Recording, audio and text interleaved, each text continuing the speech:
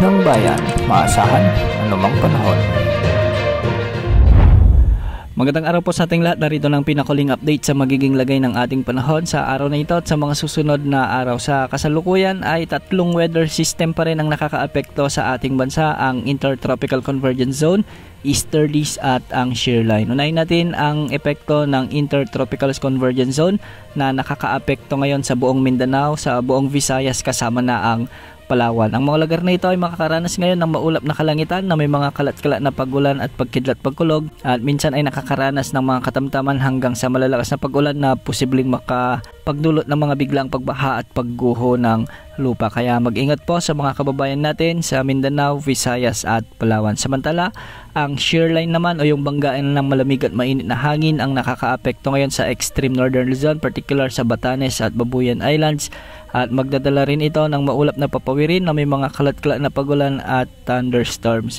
Posible ang banta ng mga biglang pagbaha o pagguho ng lupa, lalo na kung may mga katamtaman hanggang sa kung minsan ay malalakas na pag-ulan. Samantala, ang mainit na easterlies naman ang magdadala ng maulap din na papawirin na may mga scattered rains and thunderstorms sa mga lalawigan ng Aurora at Quezon Province, at minsan nakakaranas ang mga lugar na ito ng mga katamtaman hanggang sa kung minsan ay malalakas na pagbuhos ng ulan na posible ring magdulot ng mga biglang pagbaha o pagguho ng lupa. Sa nalalabing bahagi ng Luzon kasama na ang Metro Manila ay magiging bahagyang maulap hanggang sa maulap naman ang mga kalangitan na may mga isolated rain showers and thunderstorms. Dulot naman ito ng easterlies at posible rin ang banta ng mga biglang pagbaha o pagguho ng lupa, lalo na kung may mga umiiral na severe thunderstorms. Para sa lagi ng mga pag-alon sa ating mga karagatan, ang northern at western sections ng Northern Luzon ay posibleng umabot ang mga pag-alon hanggang 3.1 meters. Ibig sabihin nito ay magiging katamtaman hanggang sa maalon ang mga karagatan dito. Sa nalalabing baybayin ng Luzon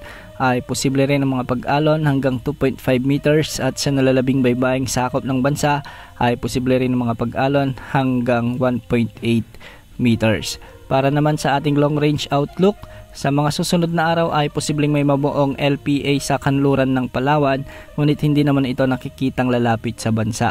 Meron din posibleng mamuong sama ng panahon o LPA rin sa silangan ng Mindanao ngayong weekend hanggang sa Lunes, at posibleng dumaan ito o nakapaloob sa Intertropical Convergence Zones na makakapekto sa Visayas at Mindanao. Samantala, sa unang linggo naman ng Nobyembre, particular sa araw ng Martes o November 4 hanggang November 8 ay posibleng may malakas na bagyo na posibleng lumapit sa may Mindanao o di kaya naman ay dito sa bahagi ng Visayas. Ang mga lugar na ito ay posibleng makaranas ng mga pag-ulan at pagbugso ng hangin kung sakaling mas lalapit pa ang bagyong ito, at kung sakali ay tatawagin natin ito sa local name na bagyong Tino. Base naman sa mga pagtatayo ng ilang global wind models ay posibleng dumaan ito sa bahagi ng Visayas or Bicol region. Depende ito sa amihan na magtutulak dito at ng high pressure area na nasa taas ng potensyal na bagyong ito. Kaya sa mga kababayan natin sa Mindanao, Visayas, Southern Luzon kasama na ang Metro Manila ay maging handa at mag-ingat po sa posibleng pamumuo at paglapit ng potensyal na bagyong Tino, lalong-lalo na sa huling bahagi ng unang linggo ng Nobyembre. Tabayanan ng mga susunod na updates ukol dito. Yan muna ang latest sa lagi ng panahon.